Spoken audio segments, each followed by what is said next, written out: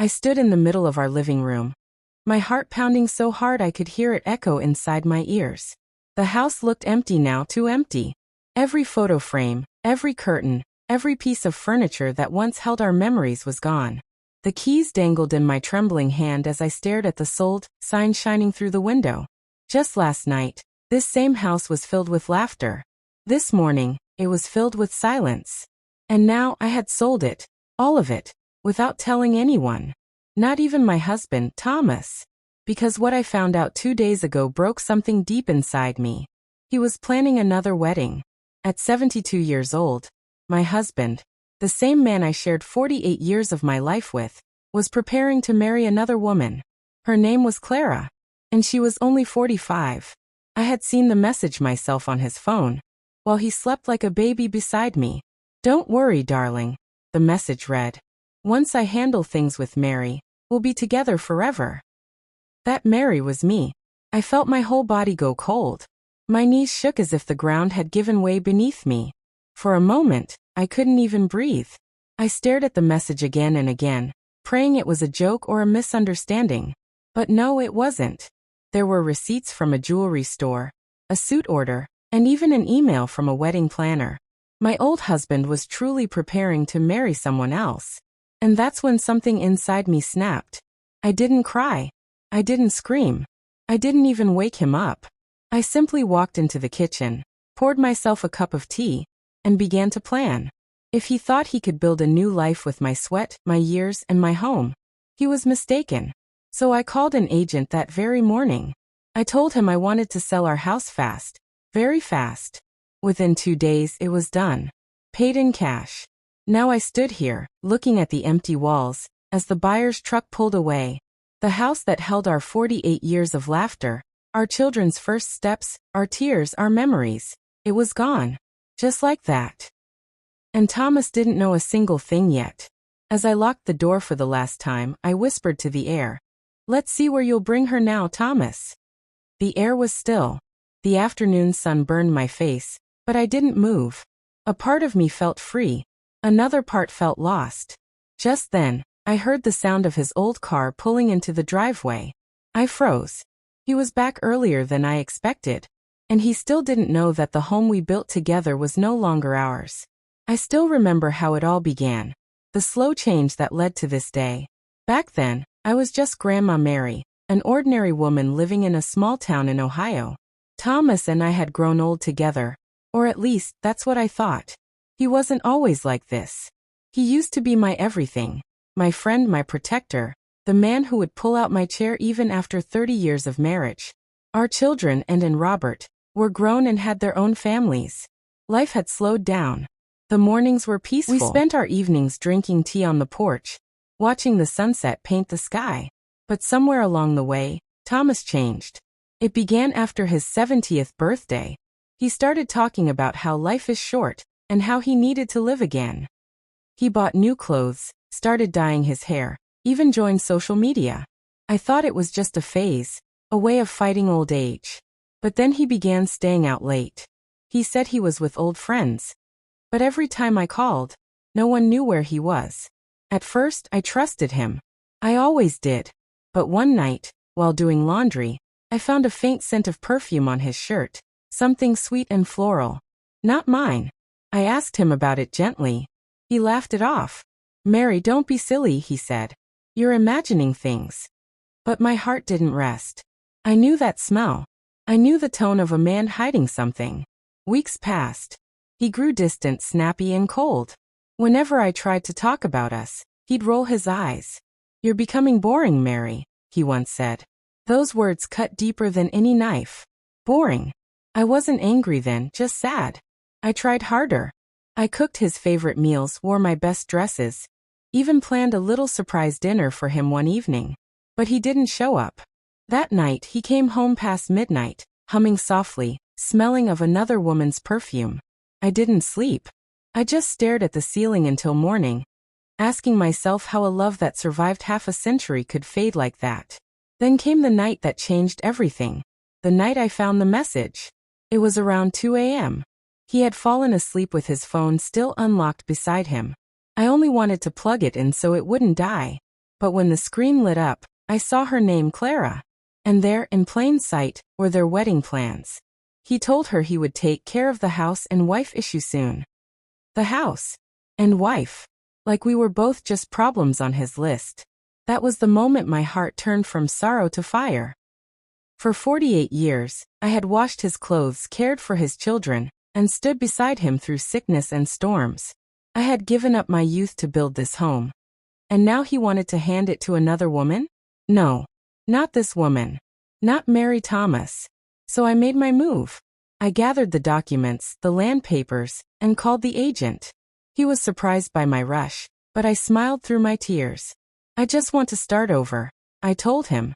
In less than 48 hours the deal was done. I packed only my clothes and the photo albums. Everything else gone. And now as I stood there, hearing Thomas's footsteps approach, I felt something strange. Not fear. Not anger. Peace. Until I heard him shout from the driveway, "Mary, why is there a sold sign in front of our house?"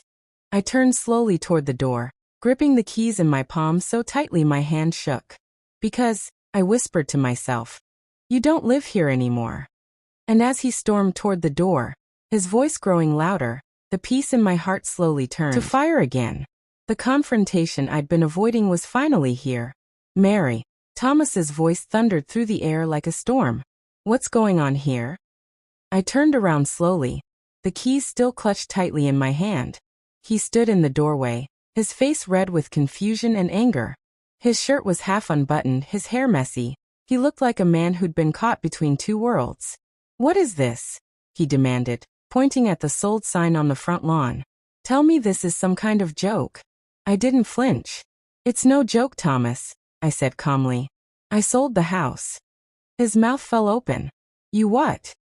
"I sold it," I repeated, my voice steady but my heart racing inside me. "It's no longer ours." For a few seconds, silence filled the air between us. Even the birds seemed to stop singing. Then his voice exploded. "Have you lost your mind? This is our house. You can't just sell it like that." I looked him straight in the eyes. "You're right. It was our house.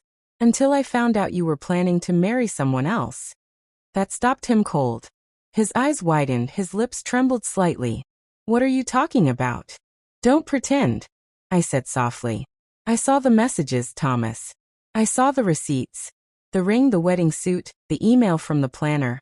And her name, Clara." His face turned pale. He looked like a man who had just seen a ghost. You went through my phone?" I laughed bitterly. "After 48 years together, that's all you can say? That I went through your phone?" He opened his mouth, then closed it again. He didn't have an answer. I walked past him and stepped outside. The cool breeze hit my face, and for a brief moment, I felt like the world had stopped spinning. He followed me out, still in shock. "Mary, you don't understand." "Oh, I understand perfectly," I interrupted. "You were planning a new life, weren't you? A new wedding? With a younger woman who could make you feel young again." He rubbed his forehead and sighed. "It's not what you think. I just needed something new. I didn't mean to hurt you." "Didn't mean to hurt me?" I asked, my voice trembling. "You wanted to replace me, Thomas. After everything we built together. After every storm, every loss, every night I stayed by your side when you were sick. You wanted to throw me away like an old coat." He looked down, unable to meet my eyes. "I'm sorry," he murmured. "Sorry." I stepped closer. "Do you know what sorry means when it comes after betrayal?" "Nothing." He looked up again, his voice shaking with anger. "And what you did, selling the house. What about that? You've ruined everything, Mary." I smiled sadly. "No, Thomas. I didn't ruin anything. I just made sure you couldn't use what we built to start a life with her." He ran a hand through his hair. "You've lost your mind. Where do you expect us to live now?" "I already have a place," I said quietly. "Just not with you." His eyes widened. "You're leaving me?" "I'm not leaving you, Thomas," I said, turning to look at the sunset over the empty yard. "You left me a long time ago." He stood there for a long moment, staring at me as if trying to find the man he used to be. But that man was gone. The one standing before me was a stranger. Finally, he muttered under his breath, "You'll regret this." I turned back to him with tears in my eyes.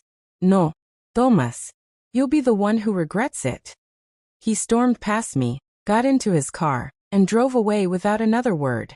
The sound of his tires screeching down the road echoed through the quiet street until it faded into nothing. And there I was, standing alone in front of the house that was no longer mine, no longer ours.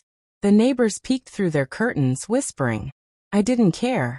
Let them talk. Because for the first time in years, I felt alive.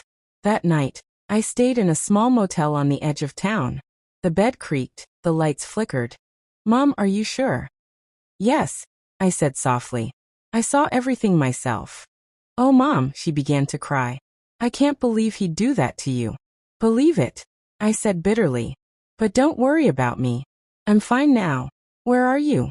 At Grandma's old cabin. I'm coming there, she said quickly. Tonight. No, and I said firmly. You have your family to take care of. I just need some time alone. Mom, please. But I hung up gently before she could finish. I couldn't face my children yet. Not until I could face myself. As night fell, I sat by the window, staring at the calm lake. The moonlight danced on the water, and I felt a single tear roll down my cheek. I wasn't just sad. I was angry. Angry that after all these years, I had to start over. But maybe, just maybe, that was exactly what I needed, to start again. Then, as I was about to blow out the candle, I heard the sound of a car engine outside. My heart froze. No one knew I was here. Slowly, I got up and peered through the window. Headlights cut through the darkness. A familiar car. Thomas's car. My fingers trembled. He had found me. And from the way the headlights stayed on, and the car door slowly opened, I knew. He hadn't come to apologize. The car door creaked open, and I could see Thomas step out slowly. The headlights framed his figure, making him look taller, darker, almost like a stranger. My heart beat faster. I backed away from the window, unsure whether to hide or face him. He slammed the door shut and started walking toward the cabin. Each step echoed in the quiet night. I could hear the crunch of gravel under his shoes, heavy and deliberate. Mary, he shouted, his voice carrying across the still air. Open this door right now. I stood still, frozen. My hands trembled as I held the candle, its flame shaking with the draft that slipped through the cracks in the walls. He pounded on the wooden door. Mary, I know you're in there. I took a deep breath and whispered to myself, be strong, Mary. You've faced worse. Then I walked to the door and opened it, just halfway. He looked furious. His hair was messy, his eyes wild. He had driven all the way here without his coat, his face flushed with anger. What are you doing here, Thomas? I asked quietly. He pushed the door wider and stepped inside without waiting for permission. What am I doing here? What are you doing here? You sell our house, disappear without a word, and now you're hiding in this old shack. I folded my arms. This old shack belonged to my mother. At least it holds no lies. He stared at me, speechless for a moment. Mary, you've lost your mind. We could have talked about this like adults. I laughed bitterly. Like adults? You mean the same way you were planning your new wedding while still married to me? He winced. His voice softened. It wasn't like that. Then how was it, Thomas? I stepped closer. Because the messages I saw said otherwise. The ring, the suit, the hotel reservations. You even told her you'd handle me soon. Handle me, Thomas? After 48 years. His lips parted, but no words came out. For the first time, I saw guilt in his eyes. Finally, he muttered. It just happened. Clara makes me feel young again, Mary. She listens to me. She makes me laugh. I stared at him, my heart breaking all over again. So that's what it takes to replace me. A few jokes and a younger face? He rubbed his temples. You don't understand. I felt like I was disappearing in that house. Every day was the same. You talk about the past, the children, the bills. I needed something new. I could feel the anger rise inside me. I was your wife, Thomas. Not a decoration to keep your life exciting. Do you think I didn't get bored too? But I stayed. I stayed because I believed in us. He turned away, staring out the window. The moonlight reflected on his tired face. I made a mistake, he whispered. No, I said firmly. You made choices. And choices have consequences. He turned back to me, his voice sharp. And what about your choice? Selling our house without telling me. That was cruel, Mary. Everything I worked for gone. I clenched my fists. Everything we worked for. Don't forget that. I built that home beside you, brick by brick. You may have paid for it, but I gave my life to it. He sighed deeply. Where am I supposed to go now? I looked him in the eye. You have Clara. Maybe she'll build you a new house. His jaw tightened. She doesn't even know what happened. She thinks I'm still married but unhappy. I shook my head slowly. Unhappy? Thomas, you were never unhappy. You just stopped being grateful. For a moment, the room went quiet. The candle flickered between us, the shadows on his face shifting. Then his voice broke the silence. Mary, I don't want to lose you. I almost laughed. It's too late for that. He stepped closer. Please listen. I was stupid, but I never meant to hurt you. I'll end it with Clara. We can start again. I shook my head. You don't get to decide that anymore. He reached out and tried to touch my hand, but I pulled it away. The warmth between us, the one that had held our marriage together, was gone. You can't just walk away from me, he said, his tone changing again. It wasn't pleading anymore, it was commanding. The Thomas the first once knew, the gentle, patient man, was gone. In his place stood someone desperate and selfish. Watch me, I said. He stared at me for a long moment, then suddenly grabbed my wrist. You're not thinking straight. I gasped and tried to pull away. Let go, Thomas. But he held on tighter. We'll fix this. You'll see. I'll buy back the house. I'll talk to the buyers. You can't just throw away our life like this. Let go. I shouted again, yanking my hand free. It's already done. The house isn't ours anymore, and neither am I. His face twisted in frustration. Mary, you've gone mad. Maybe, I said through gritted teeth. Maybe you made me mad, Thomas. You made me a woman who finally realized she deserves better. He stepped back, breathing heavily. His anger was fading now, replaced by disbelief. You really won't forgive me, will you? Not this time, I said quietly. He looked at me one last time, his eyes glistening with something between regret and shame. Then he turned around, walked out the door, and disappeared into the night. I stood there for a long while listening to the sound of his car fade away. My body trembled, not from fear, but from relief. When I finally sat down, I noticed my hands were shaking. My wrist hurt where he had grabbed me, but my heart hurt even more. I had thought seeing him leave would bring peace, but instead it brought emptiness. I poured myself some tea and tried to calm down, but sleep didn't come that night. Every time I closed my eyes, I saw his face, the confusion, the anger, the guilt. By morning, the world was quiet again. I made breakfast, fed the birds outside, and tried to convince myself I was free. But freedom came with a price, loneliness. Just as I was beginning to think about calling Anne, there was a knock at the door. Soft, gentle, but urgent. I hesitated, afraid it might be Thomas again. But when I opened the door, it wasn't him. It was Clara. She stood there, holding a small purse, looking nervous and pale. And in that moment I realized Thomas had told her everything. Clara stood there, her eyes filled with nervous shame. For a moment neither of us spoke. The wind rustled through the trees, and the silence between us was heavy, too heavy. She took a deep breath. Mrs. Thomas, she said softly, her voice trembling. Please, may I come in? I stepped aside slowly and gestured for her to enter. She moved carefully, as if afraid to break something fragile. To tell you that I'm sorry for my part in all this. I looked at her for a long moment. She was young enough to be my daughter, maybe even my granddaughter. Her face was full of regret, not arrogance. And in her eyes, I saw something I hadn't expected, pain. I don't hate you, Clara, I said gently. You were fooled by the same man who fooled me. We both lost something we didn't deserve to lose. She nodded, tears streaming down her cheeks. Thank you, she whispered. You're a good woman, Mrs. Thomas. I hope someday he realizes what he threw away. I gave a small, sad smile. He already has. But it's too late. She stood up to leave, hesitating at the door. What will you do now? I'll live, I said. Maybe for the first time, I'll live for me. She smiled faintly and walked out into the cool morning air. As she disappeared down the dirt road, I felt something deep inside me settle. The anger, the pain, it didn't vanish, but it loosened its grip. That evening, I sat by the lake, watching the sunset turn the water gold.